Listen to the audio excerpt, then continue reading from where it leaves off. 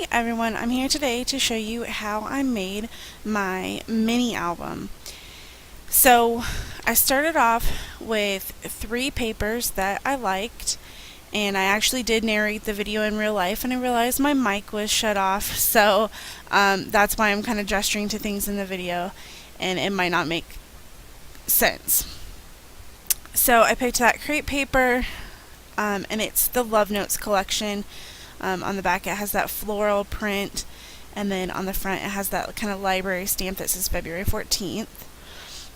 That ampersand paper is from the Love You Madly collection by Glitz Designs, and I think it might be sold out, but I'm not sure because I believe it's an older collection. And then my last paper, my favorite paper, is this kind of bokeh heart effect paper, and it is from the Maggie Holmes Flea Market collection. And when you're choosing your papers, you need to make sure that you like both sides if you're going to do your album the way I did mine. So just start out with 3 papers, and this gives you 8 sides total to your album, and that includes your title and your back page.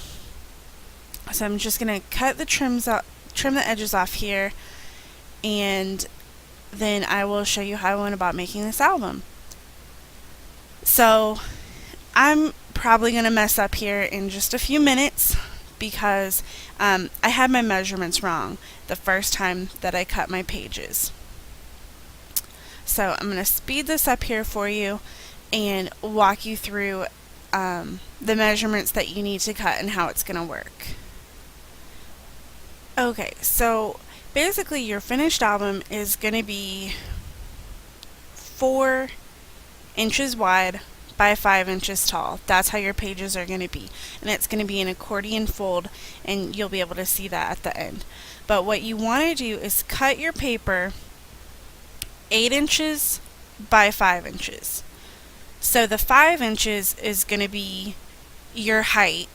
So make sure that you're cutting your patterns carefully, because as you can see on that heart paper, I really wanted it to be cut the other way, and I had made my cut wrong, and at the end the only measurement that I could get out of it was to do it sideways. So the hearts are going sideways instead of up and down like I wanted them to go. So this is how you want to cut it, as you can see on this kind of ledger paper. And then I've got that blue paper, and I end up deciding not to use it because it just didn't really fit in with the color scheme that I wanted. So there I've got my pages marked, and I'm just erasing my marks. And then you want to take out a scoring board or tool of some sort, and you want to score your pages at 4 inches. So essentially you're scoring it in half. So if you want to make this album on a bigger scale or a smaller scale, this is just how you need to do it. Just score it in half and make up your own measurements, because that's kind of what I ended up doing. Once my measurements that I found online were wrong, I just kind of had to wing it. So now you can see the pages, and I'm just going to fold them in half and get that score line, get it nice and creased, and lay them all out. So then you'll want some good adhesive, because what you're going to do is you're going to alternate the pages, and you're going to glue them together to make that kind of accordion album.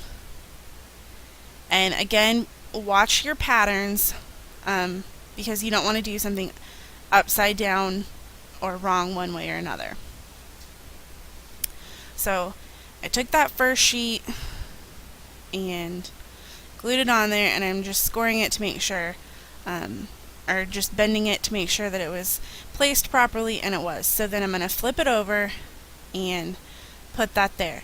Now if you want to not have the pattern paper, like right there I've got the 2 polka dots and the 2 hearts right next to each other, if you don't want that, that's fine. You can cut a piece 4x5 and just mat it on there. And that's what I originally would have done on those two end pieces.